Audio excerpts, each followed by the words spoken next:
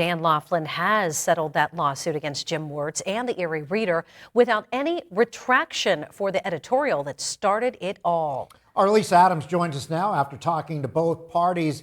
Lisa, this was a drawn-out suit, a real standoff. How did it end? A good question, Mike. Basically, the election ended it. The editorial was written in 2022 by Jim Wirtz over Senator Laughlin signing on to an amicus brief questioning the results of the 2020 presidential election. Laughlin saw it as the first salvo in a plan to challenge him for his Senate seat, a seat that in the end he won again handily. The lengthy lawsuit for what Senator Dan Laughlin saw as an unflattering and unfair editorial by Jim Wirtz in the Erie Reader is over, with no retraction required. Wirtz says it's a victory for free speech. This is a huge win for the First Amendment and freedom of speech, and we believe that we were protected by those values from the outset. In a statement, Laughlin told me, quoting, "The article was clearly a political attack, so my campaign responded by filing suit. The fact that we won in a landslide made the suit irrelevant, so rather than spend any more money on it, we decided it was best to move on."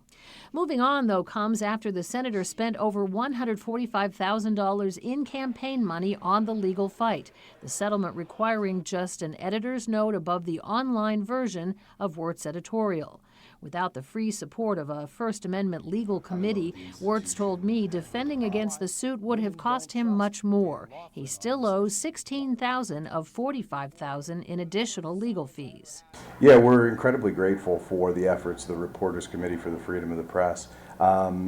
Without them, this would have been a very costly endeavor and one that we likely could not have undertaken. With the lawsuit behind them, will Wirtz and Dan Laughlin resume the amicable relationship they had before a campaign that got ugly? I'm most interested in what's best for this community, so any efforts or organizations that I might be party to that require the assistance and support of Senator Laughlin, I would look forward to working with him on those efforts.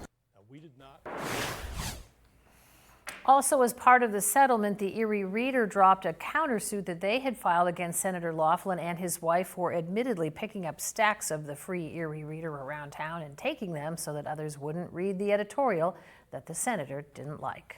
Live in the studio, Lisa Adams, Erie News Now.